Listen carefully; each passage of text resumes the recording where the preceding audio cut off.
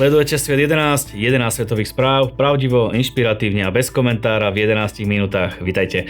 Dnes sa okrem iného dozviete aj tieto udalosti. Marco Rubio vyzval na obnovu Západu, navštívil Bratislavu aj Budapešť. Poľsko zrušilo daň pre rodičov s 2 a viac deťmi. No a pozrieme sa aj na to, ako sa viera prejavuje na olympiáde mládeže. Vitajte pri dnešných správach. Zákon, ktorý ruší daň z príjmov fyzických osôb pre rodičov vychovávajúcich aspoň 2 deti a zarábajúcich do približne 140 000 zlotých ročne, podpísal poľský prezident Karol Nawrocki. Oslobodenie od dane sa vzťahuje nielen na biologických rodičov, ale aj na zákonných zástupcov a pestúnov, ktorí spĺňajú podmienky zákona. Vďaka tomu by si priemerná poľská rodina mohla mesačne ušetriť stovky zlotých a mať viac disponibilných prostriedkov pre život rodiny. Cieľom reformy je podporiť rodiny, zvýšiť čistý príjem domácnosti a zmierniť demografické výzvy v krajine s klesajúcou pôrodnosťou. Účinkovať by mala už pri daňových priznaniach za rok 2026, ktoré sa podávajú v roku 2027. Zákon, ktorý by mohol ako prvý na svete umožniť odvolávať politikov z funkcie za vedomé klamanie verejnosti, pripravuje parlament vo Walese. Návrh zákona, ktorý už prešiel prvým čítaním v Senede, čo je oficiálny názov parlamentu Walesu, by zakazoval úmyselné zavádzanie občanov nepravdivými výrokmi. Ráta sa aj so sankciou v podobe suspendovania alebo odvolania úradu. Cieľom je podľa vlády obnoviť dôveru ľudí v politiku a nastaviť jasné pravidlá zodpovednosti za pravdivosť vyjadrení. Volebné mandáty by tak mohli byť odobrané tým, ktorí úmyselne klamú. Problém je právne náročný, lebo dokazovanie úmyslu môže byť zložité. No Wales takto chce ísť príkladom pre ostatné krajiny sveta. Neobyčajne ostrá výmena názorov prebehla počas Mníchovskej bezpečnostnej konferencie medzi bývalou ministerkou zahraničných vecí Spojených štátov Hillary Clintonovou a českým ministrom zahraničných vecí Petrom Macinkom. Dlhoročná politička za demokratickú stranu a manželka bývalého prezidenta Billa Clintona kritizovala postoj Donalda Trumpa k vojne na Ukrajine.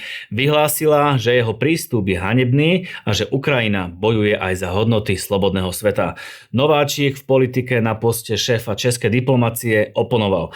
Ukrajina podľa neho bojuje predovšetkým za vlastnú suverenitu a pomoc jej má byť rozumná, nie ideologická. Clintonová potom zdôraznila význam práv menšín a rovnosti. Macinka reagoval, že podľa neho existujú len 2 pohlavia a ostatné definície považuje za sociálny konštrukt. Diskusia vyvolala citeľné reakcie publika aj komentátorov. Rozdielny postoj k Spojeným štátom a hnutiu Make America Great Again ukázali nemecký kancelár Friedrich Merz a talianska premiérka Giorgia Meloniová. Stalo sa tak počas diskusie na Mníchovskej bezpečnostnej konferencii 2026. Merz varoval, že medzi Európou a Spojenými štátmi sa otvára priepasť a zdôraznil, že kultúrne boje spojené s týmto hnutím nie sú bojmi Európy. Zároveň vyzval na väčšiu strategickú samostatnosť Európskej únie a posilnenie jej obranných kapacít. Meloniová jeho kritiku odmietla s tým, že hodnotenie amerických politických smerov je vecou jednotlivých lídrov. Podľa nej by sa Európa mala viac sústrediť na to, čo ju so Spojenými štátmi spája, než na rozdiely. Zdôraznila, že transatlantická spolupráca zostáva základom stability a bezpečnosti Západu. Spojené štáty budú vždy dieťaťom Európy, vyhlásil americký minister zahraničných vecí Marco Rubio v prejave, ktorý zaznel na Mníchovskej bezpečnostnej konferencii. Zdôraznil tým civilizačné puto medzi oboma brehmi Atlantiku a potrebu zachovať jednotu Západu. Súčasne varoval pred strategickými chybami po studenej vojne, keď podľa neho Západ prenechal príliš veľa právomocí medzinárodným inštitúciám a oslabil vlastnú suverenitu. Na jeho vystúpenie reagoval britský premiér Starmer, ktorý priznal, že Európa dlhé roky nerobila dosť pre vlastnú obranu a nesie časť odpovednosti za svoje bezpečnostné riziká. Podľa Starmera musí kontinent posilniť schopnosť brániť sa a prispôsobiť politiku realite dnešného bezpečnostného prostredia. Po konferencii Rubio navštívil Slovensko a Maďarsko. Ak Irán získa jadrovú zbraň, ďalšie režimy v regióne ju budú chcieť tiež, vyhlásil viceprezident Spojených štátov J.D. Vance. V utorok prebehlo druhé kolo nepriamych rokovaní medzi Washingtonom a Teheránom v Ženeve, ktoré sprostredkoval Omán. Vance uviedol, že rozhovory priniesli čiastočný posun, no Irán zatiaľ odmieta uznať tzv. Červené čiary prezidenta Donalda Trumpa. najmä v otázke jadrového programu. Zdôraznil, že Spojené štáty chcú spor vyriešiť diplomaticky, ale sú pripravené konať aj vojensky, ak by rokovania zlyhali. Podľa amerických zdrojov zostávajú medzi stranami zásadné rozdiely a Teherán má do 2 týždňov predložiť nové návrhy. Spojené štáty medzi tým presúvajú na Blízky východ najväčšiu lietadlovú loď USS Gerald R. Ford a veľké počty stíhacích, tankovacích a prieskumných strojov. Irán sa naopak vyhráža uzavretím Hormuzského prielivu, ktorým prechádza približne 20% svetového obchodu s ropnými kvapalinami. Prítomnosť teroristov, presuny zbraní a zastrašovanie pacientov v areáli nemocnice Nasír v pásme Gazy potvrdila medzinárodná humanitárna organizácia Lekári bez hraníc.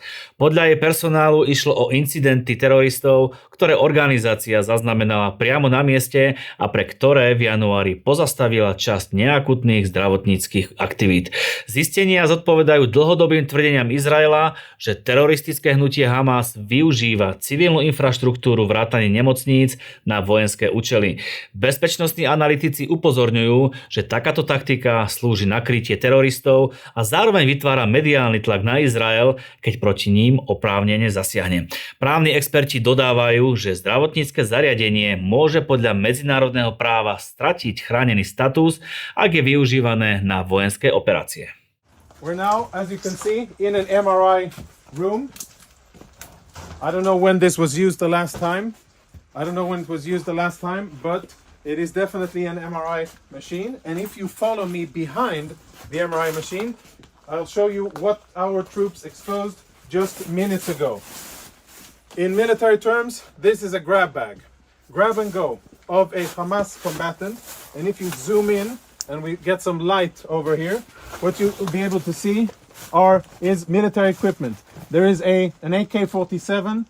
There are cartridges, ammo, there are grenades in here, of course uniform, and all of this was hidden very conveniently, secretly behind the MRI machine. And when our troops opened this closet here, which is in the main part of the clinic, this is what they found. These weapons have absolutely no business being inside a hospital. The only reason they're here is because Hamas put them here, because they use this place, like many other hospitals and ambulances and sensitive facilities inside the Gaza Strip, for their illicit military purposes.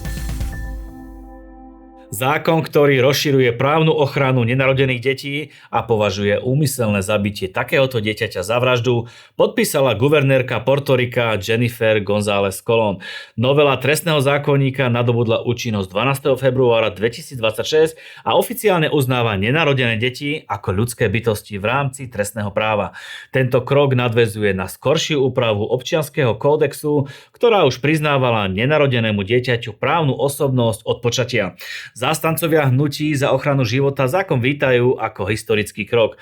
Časť lekárskej komunity však varuje, že môže skomplikovať medicínske rozhodovanie a priniesť zdravotnícke otázky do oblasti trestného práva. Diskusia o jeho dôsledkoch preto pokračuje. Grant vo výške $8 miliónov amerických dolárov získala kresťanská humanitárna organizácia Episkopálna pomoc a rozvoj. Slúžiť bude na programy zamerané na znižovanie násilia páchaného na ženách a dievčatách v Afrike. Financovanie je zabezpečené na obdobie 4 rokov. Projekty sa budú realizovať v Burundi, Konžskej demokratickej republike, Kenii, Libérii a Južnom Sudáne. Cieľom je pomôcť až 500 000 ľudí v ťažko dostupných komunitách. Programy podporia miestnych náboženských a komunitných lídrov, rozšíria prevenciu násilia a prepoja obete s lekárskou, právnou a ekonomickou pomocou. Organizácia zdôrazňuje, že ide o reakciu na pretrvávajúcu krízu sexuálneho a rodovo motivovaného násilia v regióne. O približne 24% narastla medzi rokmi 2022 až 2024 účasť mladých ľudí na bohoslúžbách cirkví na Novom Zélande. Portál Premier Christian News tento vývoj označuje za prejav tichého prebudenia. Účasť na veľkonočných kresťanských táboroch vzrástla o 42%. Počet programov zameraných na vedenie mladých veriacich sa zvýšil približne o 30%. Baptistické cirkvi evidovali v poslednom roku spolu 710 krstov. Z nich bolo 58% mladších ako 25 rokov a 43% dokonca mladších ako 18 rokov.